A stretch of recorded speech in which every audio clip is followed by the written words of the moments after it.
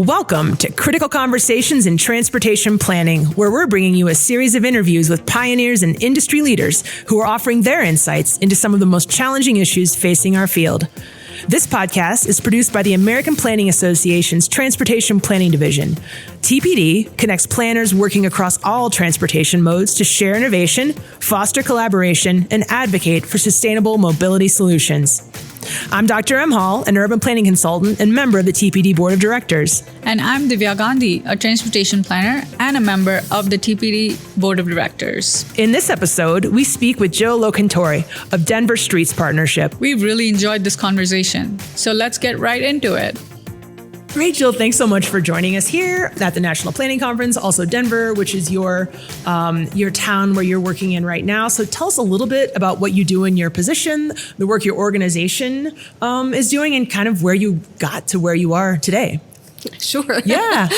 So the Denver Streets Partnership is a coalition of community-based groups that are advocating for people-friendly streets here in Denver. And our collective mission that we're working towards is reducing Denver's unsustainable dependence on cars and prioritizing people in the design of our transportation system and our communities more generally. So that means advocating for policies and practices and investments that make it safer and more convenient to walk, to bike, to take transit, and that think about our streets as public spaces, not just conduits from getting from one place to another. That's great. And then how did you end up in this role? What's your background in planning, transportation? What brings you here? I do have a master's degree in urban planning, and I started in the public sector. So I worked for the Metropolitan Washington Council of Governments in Washington, D.C., and then worked for the Denver Regional Council of Governments here in Denver, and then switched over to the advocacy side. Yeah. How's that transition been for you? Why did you make that transition? Some of it was frustration with the public sector and how car-centric planning is. Sure. And as a public sector planner, there's definitely opportunities to be an internal advocate within your organization. Right. But at the end of the day, you serve at the pleasure of the elected officials in your community. And I wanted to be in a position to advocate more directly to those elected officials rather than just taking their instructions. That's great. And you know how things work on that side too. So yes, it's very helpful having been inside government to understand how to effectively influence from the outside. Excellent. Great. Wow, thank you, Jill. You've described bus rapid transit as a key tool for achieving Denver's Vision Zero goals, especially in high-injury corridors. Can you share how BRT can be designed not just as a transit solution, but also as a safety intervention? Yeah, so one of our big focuses right now is improving transit in the Denver area, both through infrastructure improvements, primarily through bus rapid transit, so just converting existing roadways to have dedicated lanes for the buses so that they can be faster, more frequent, and more reliable.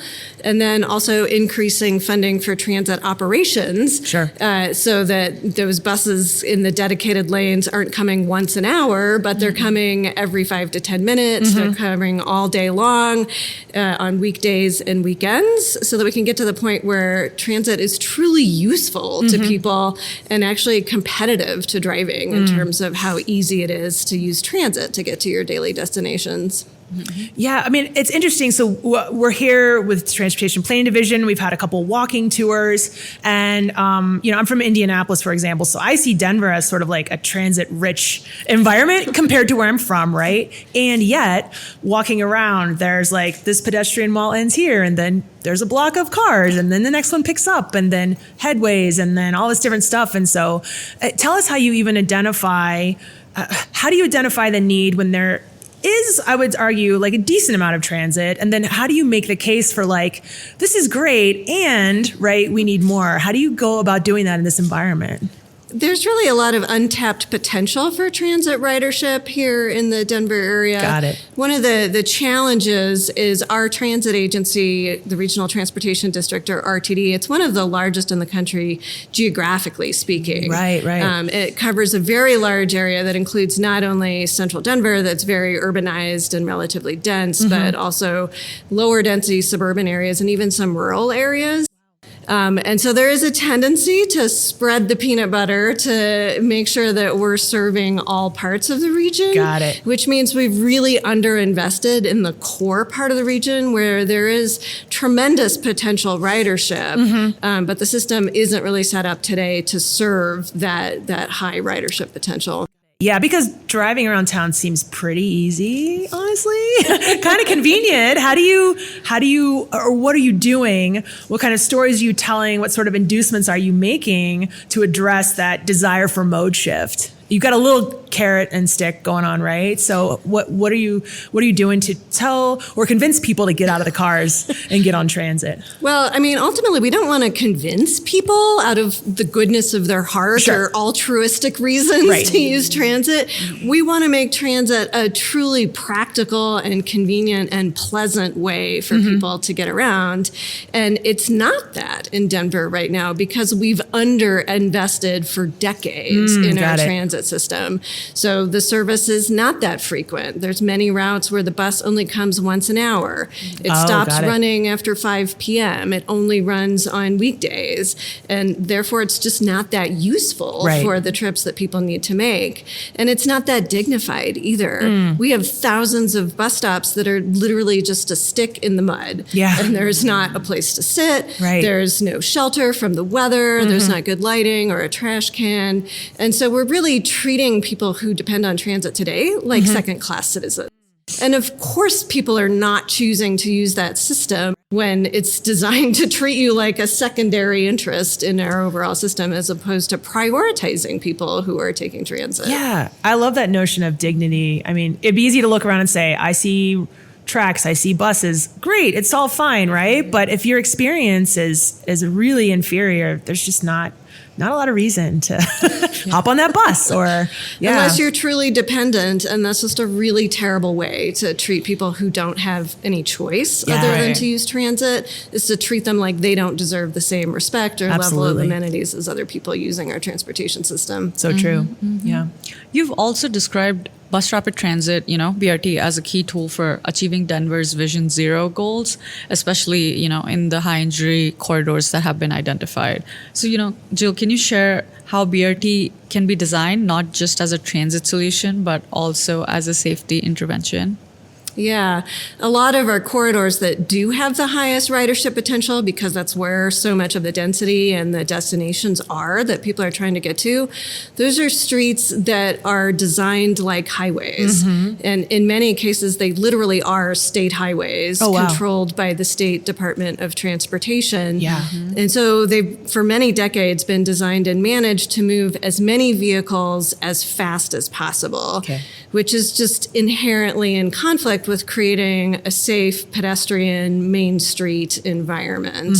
And key to transforming these streets to truly be safe, as opposed to the location where the vast majority of our traffic fatalities take place, is completely rethinking the design of those streets and reallocating the space. So instead of having 6, 8, or sometimes even 10 lanes of vehicular traffic, Oh my gosh. taking some of those lanes, converting them into dedicated bus lanes, wider sidewalks with street trees, where possible, even bike lanes on those corridors. Yeah. So you're still moving a lot of people, but in a much more efficient and safe way to move people down those corridors that's consistent with the adjacent land uses of these are truly the streets that have the potential to be great, vibrant main streets with shops and restaurants, apartment buildings, social services, all the things that people want. But right now they're adjacent to a deadly highway. And so it's just a real mismatch in our system right now. So we here as transportation planners and folks who work in the field, there are myriad reasons for and against BRT. And we'll talk a little bit about the reasons against, but I'll be honest, I haven't heard safety as like a leading reason for BRT. As we talk, it makes a lot of sense, but often it's like faster, right, or other things. So tell us like specifically why leading with the safety story for BRT is so important for the work you're doing in the region. We really have a public health crisis Yeah. of traffic fatalities. Okay. Nationally, there's more than 40,000 people who die every year in preventable traffic crashes, and they are, in fact, preventable. We know where the fatal crashes are most likely to occur. They are on these highway-style urbanized streets. Right. And we know the strategies for making those streets safer is redesigning them to prioritize people outside of cars, to reinforce slower speeds on those streets. And we see that in action right now in Denver. We have a bus rapid transit line under construction on Colfax Avenue. Okay. During construction, they've reduced the number of travel lanes to make room for the construction. And so it's kind of mimicking what it'll be like once the bus wow. rapid transit is up and running with Yeah. fewer travel lanes just for general purpose vehicles. Yeah. And a local journalist just did an analysis and showed that with this current configuration of fewer travel lanes, there are the lowest number of crashes on that street Wow. since the depth of the pandemic, basically 2020, when we saw a huge decrease in traffic crashes because, again, fewer people were driving. Basically, cars are the most dangerous element in our transportation system. 99% of the traffic fatalities here in Denver involve somebody driving a personal vehicle because it's thousands of pounds. It can go 60 miles an hour. We're pretty liberal in giving out driver's license to people who may or may not be qualified to drive in a safe manner. And so the more you give people viable options other than driving, the safer our system is going to be just inherently. Is that a valuable proof point then, what that journalist has discovered, what you all probably know anyway, but it sounds like that could help make the case for future or additional BRT? Well, and hopefully once it's actually designed, the full design is built out. So it's not just slower for the general purpose traffic, but then we also have the dedicated bus lanes. Right. And you can see side by side the contrast of if you're riding the bus, it's fast, it's frequent, it's reliable, it's safe. That's, another interesting data point is literally 0 people have died while riding transit here in Denver since we committed to Vision Zero back in 2016. That's incredible. Meanwhile, hundreds of people have died using other modes because they've been hit by a car while using those other modes. I have a quick follow-up. Jill, you've talked about implementing BRT in a single lane can present such a great opportunity for upgrades that are, in the surrounding street network that connects to that corridor for multimodal connectivity. So, how can cities ensure that investments like BRT, which are really huge investments, also lead to improved pedestrians, bicycling and local transit infrastructure in a way that it creates a more holistic network? Yeah, it's important to think about bus rapid transit not as just a treatment to one single street, so the bus on Colfax Avenue or Federal Boulevard here in Denver, but to think about the network of streets that connect to it, because everybody who's using that transit system is going to be a pedestrian at some point in their trip, or a bicyclist going to and from the transit stop and then to their final destination. And so you need to have safe pedestrian and bike connectivity for that, last mile surrounding the transit corridor. And you also need to think about how is this shift in terms of reducing the number of vehicular travel lanes on a major arterial going to affect the adjacent streets. The fear is you'll get diversion of vehicular traffic to those adjacent streets, which may or may not come to fruition depending on how successful the transit is in attracting new riders. But we can be proactive in preventing that from happening in the first place by doing a lot of really robust traffic calming on those adjacent streets.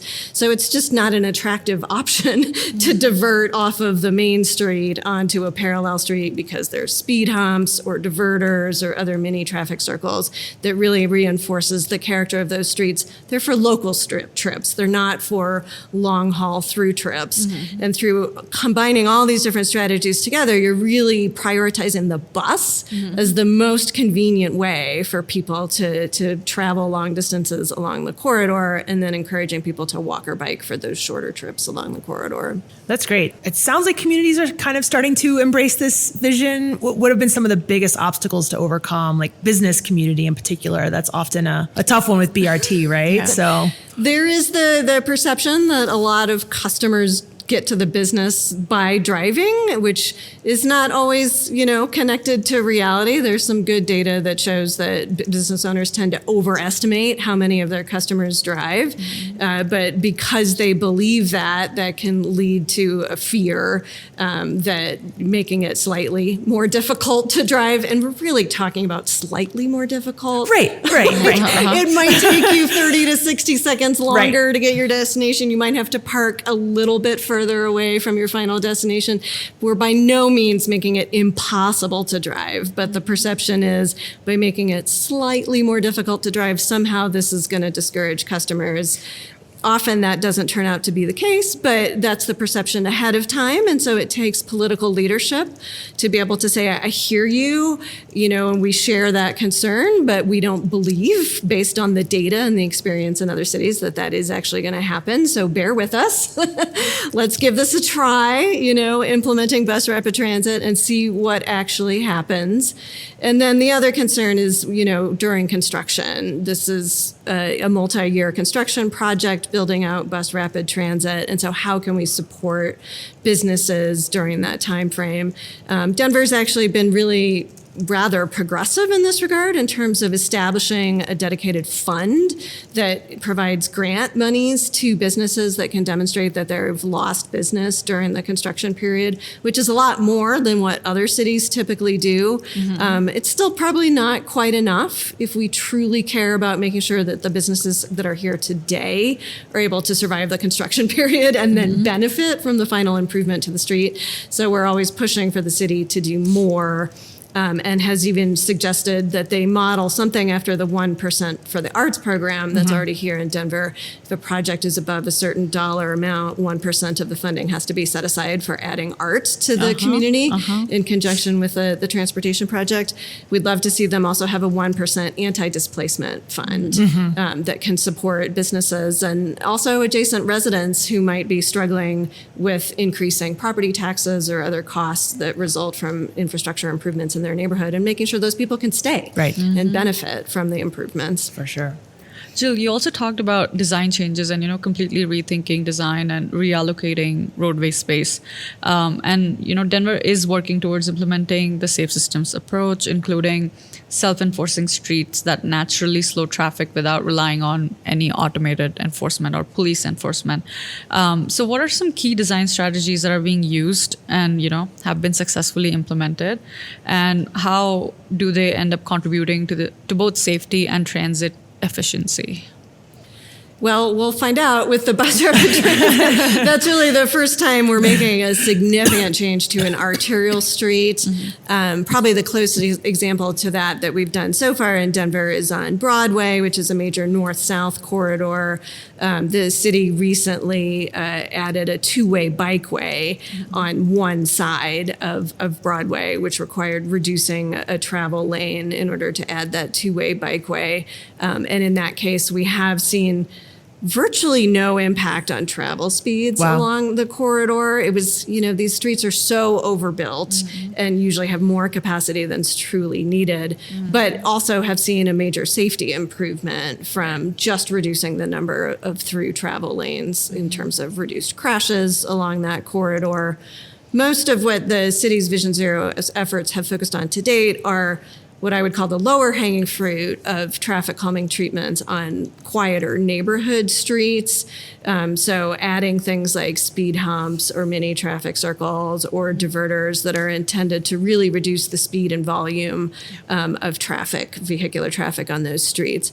Those streets aren't necessarily where we're currently seeing a high number of traffic fatalities, but they're also important because they're part of the larger network that people need to feel comfortable walking and biking in order to get to the mode shift that we need to reduce the number of cars on the road so that we have less dangerous missiles driving around our transportation system. And it's also about the livability of the neighborhoods. Like, nobody wants to live on a street where cars are zooming past at 40 miles an hour.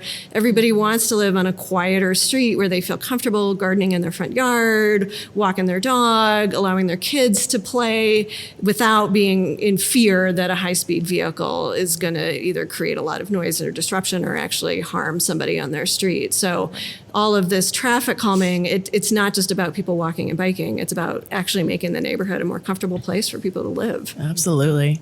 Yeah. So, I mean, you've got a lot of very specific to Denver things going on here, but I think there's a lot that other cities and municipalities could take away.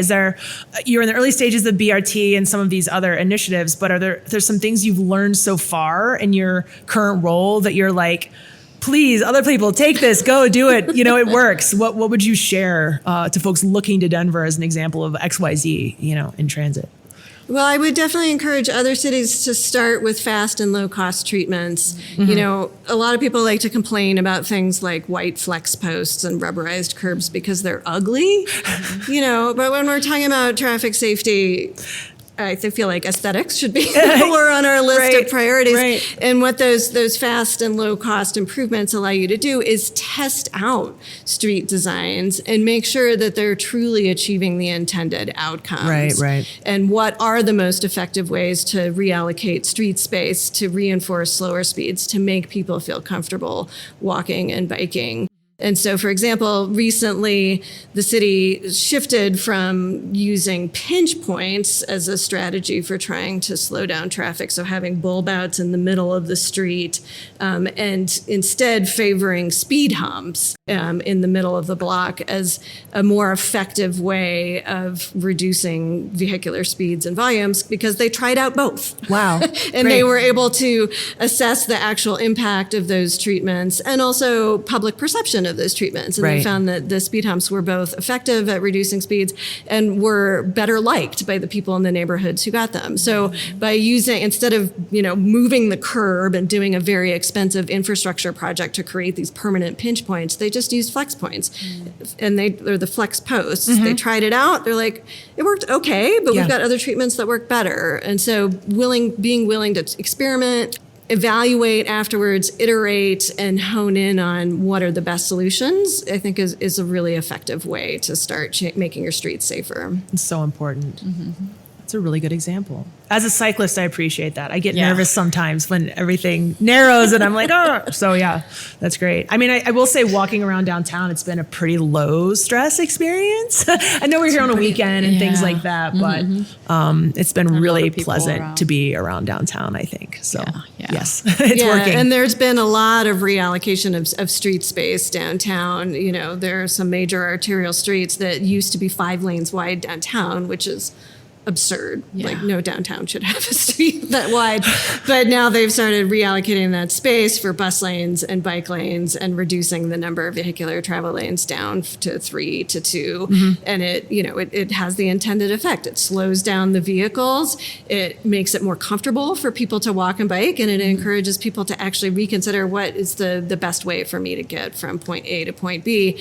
And again, they're not changing their behavior because we're asking them to, and they're being responsive to our plea. Right. Please try and consider using some other mode. They're just making this decision that's rational for them. And we're setting it up so that modes other than driving is the rational best choice for more people. That's so important. That's great. Wow. Thank you, Jill. I know we talked a lot about BRT, that the fact that BRT is not just about moving people efficiently, but, can be really seen as a powerful tool for traffic safety. I don't think we've heard it from that lens. So thank you for sharing that perspective, Jill. Really, really cool to kind of see our streets also not just as one corridor where the implementation occurs, but also seeing other streets that are connecting to it and the entire network that we can plan safety for just by the means of a new system coming in one long corridor. We're curious, what's next for Denver? There's a lot of cool projects happening. There's a lot of implementation that might be needed. So where are we headed? So one of our big focuses right now is significantly increasing the funding for transit operations here in Denver. As I was saying, we have a lot of buses that serve neighborhoods throughout the region, but only come like once an hour. Yeah. Don't come every day of the week. Don't come late into the evenings. And a big reason for that is there's just not enough money. And it's not a one-time investment. It's Right. not like a capital project where you Right. can spend $200 million and then you're done and Right. you move on to the next thing. But it's an ongoing need. You have to pay the bus drivers. You have to maintain the vehicles in order to provide that level of service.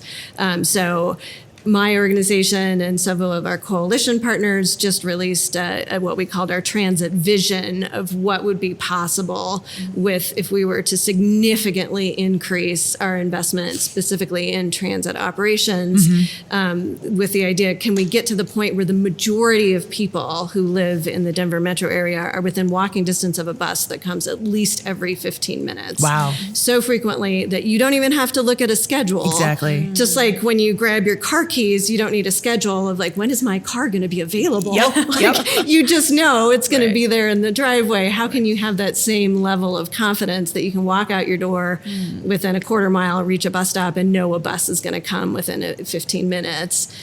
That's the point when people can rely on transit like that. It becomes an obvious choice for them to use on a daily basis. It's tremendous. Wonderful. Yeah. Wishing you great luck in that endeavor. Endeavor. In Denver. Combining my words Wow. there. This has been really insightful. I think you all are doing tremendous work here and definitely some new ideas. I like the test and fail and fix and change fast. And I think we get so like concerned about, is it going to be the right thing forever? And it's like, it doesn't have to be. Let's figure that out. That's With excellent time, yeah. advice. Yeah, our streets are dynamic places, Right. You know, Yes. and we should start thinking about them that way. Like, how do they continue to evolve over time? And they can be different things at different times of year or different times of day. We don't have to think of them as literally set in concrete and never to be changed again. Absolutely. 100%. Yeah. Great. Wow. Well, thank you, Jill. Thank you, Jill. It's been a pleasure. Thank you for having me. Thank you for joining us for this episode of Critical Conversations in Transportation Planning. To learn more, visit the APA's Transportation Planning Division website at transportation.planning.org.